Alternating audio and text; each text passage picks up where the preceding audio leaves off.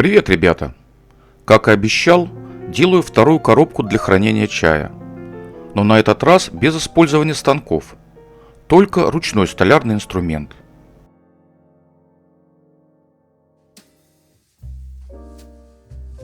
Перед началом работы необходимо привести в порядок все свои режущие инструменты. Заточка тоже будет осуществляться вручную, на водных камнях. Железки рубанков, стамески и циклю нужно довести до рабочего состояния.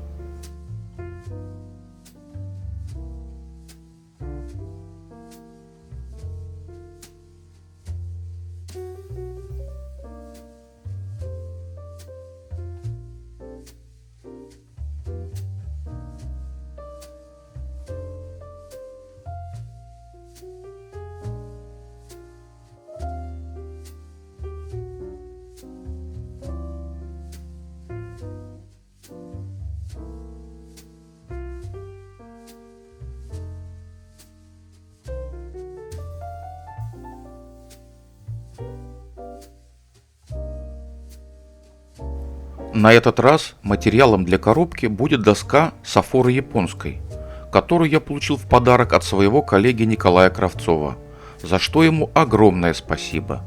Размечаю доску и отпиливаю отрезки нужной длины. Основную доску, из которой будет изготовлен короб, я должен выстругать до толщины 10 мм. Второй отрезок доски пойдет на изготовление крышки и дна, но сначала создам базовые поверхности. Мой фуганок Восковского завода, не путать с фуговальным станком, прекрасно справляется с возложенными на него обязанностями. Древесина Сафоры строгается легко, по ощущениям очень похожа на древесину дуба, но менее плотная. С помощью рейсмуса, не путать с рейсмусовым станком, отбиваю линию, до которой должен сострогать лишнюю древесину. Затем отпиливаю обзол на одной из кромок и строгаю.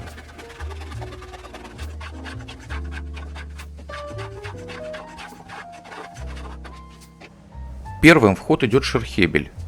Это рубанок для грубой обдирки древесины. С его помощью я снимаю основную толщину доски. Строгание осуществляется в разных направлениях, елочкой, для лучшего результата.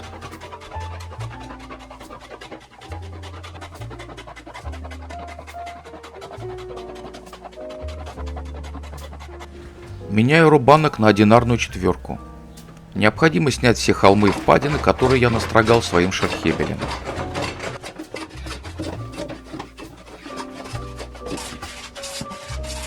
Относительно ровную поверхность доски я выравниваю фуганком, доводя толщину почти до самой линии разметки.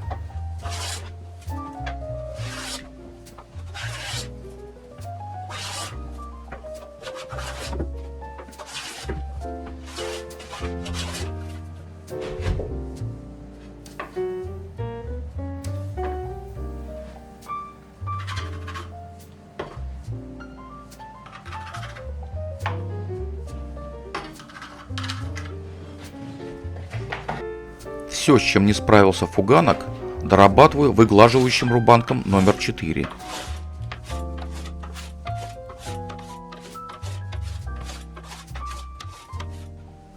Проверяю поверхность доски линейкой на просвет.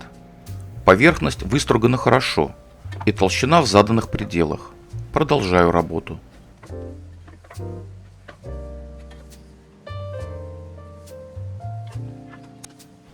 Теперь нужно создать вторую кромку так, чтобы она была строго параллельна первой. Здесь мне помогает японский рейсмус, японская пила и угольник.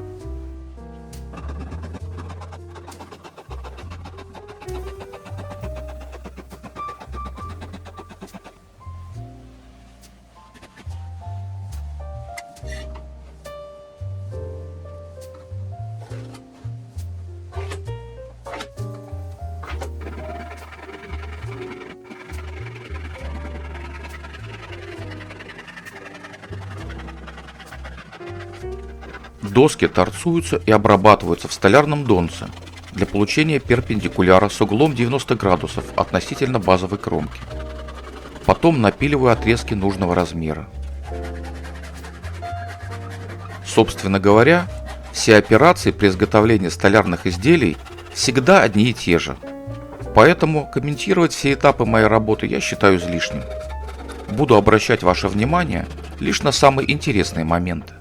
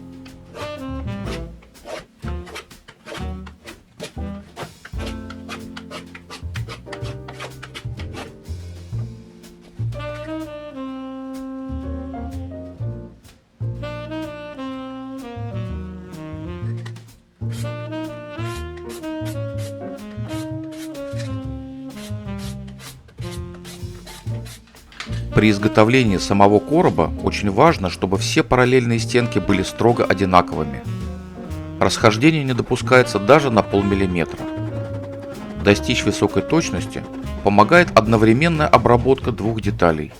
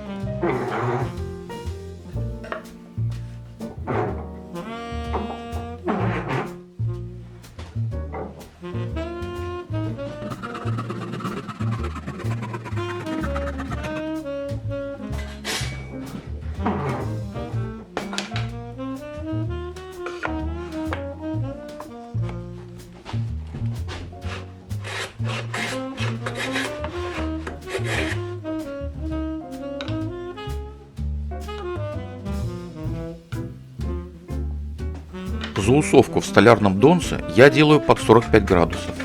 Это фиксированная величина для прямоугольных коробов.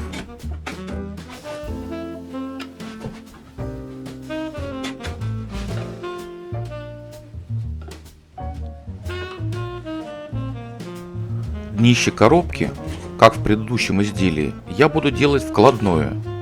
Для изготовления пазов использую шпунтубель сестрорецкого завода. По своему функционалу и удобству он значительно уступает своему американскому собрату Стэнли. Но что поделать, работаю тем, что Бог послал.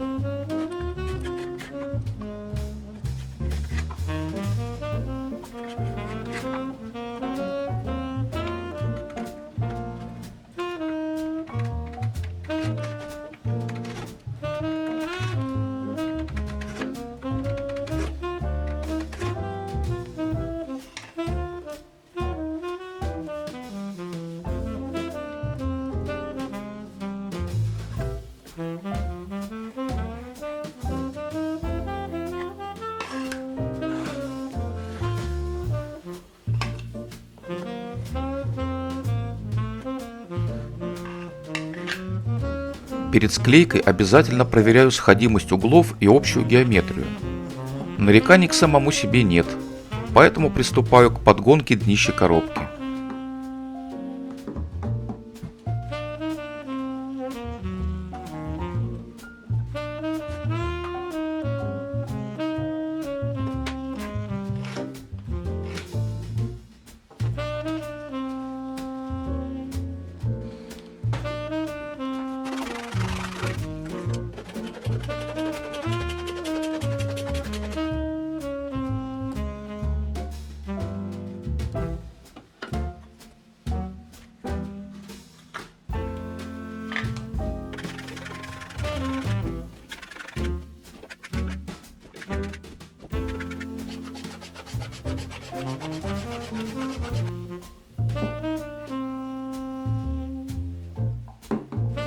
Пока идет шлифовка, размышляю над вопросом, для чего тратить столько времени и сил на работу ручным инструментом, если у меня есть для этого отличные станки. Если вы знаете ответ на этот вопрос, напишите, пожалуйста, в комментарии.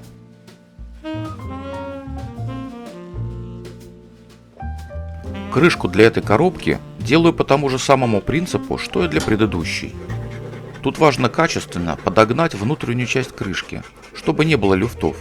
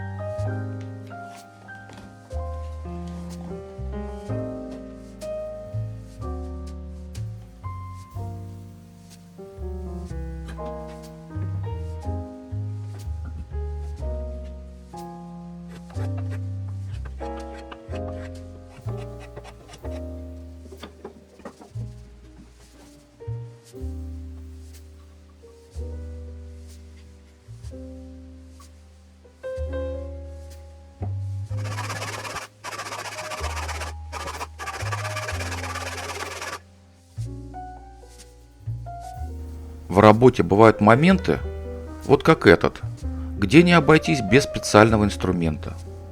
Разметочный нож Петроград с гибким лезвием справится там, где обычные ножи спасуют. Здорово, что в свое время я не пожалел денег на его покупку. Теперь вот работаю и радуюсь.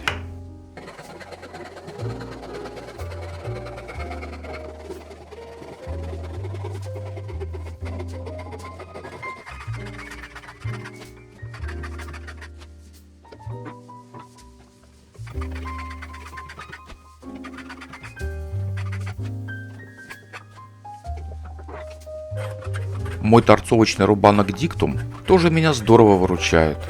Но, честно говоря, хочется большой рубанок с низким углом атаки.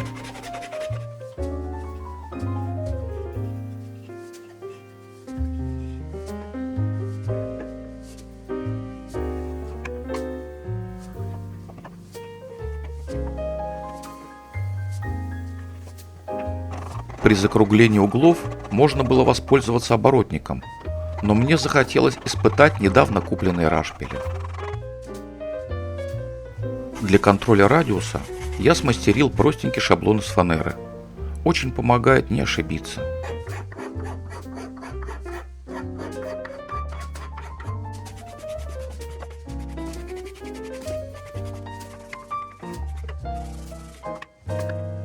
Ручку я сделал из ореха, в том же стиле, что и у первой коробки. В работе участвовали стамески Narix.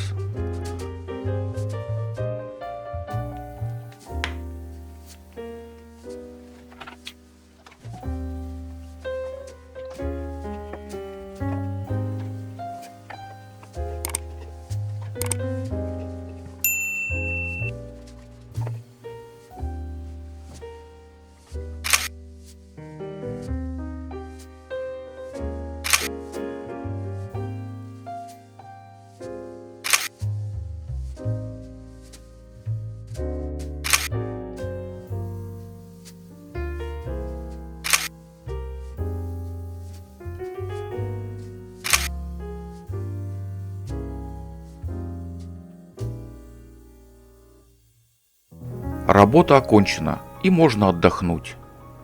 Большое спасибо вам за просмотр. Всего доброго и до новых встреч.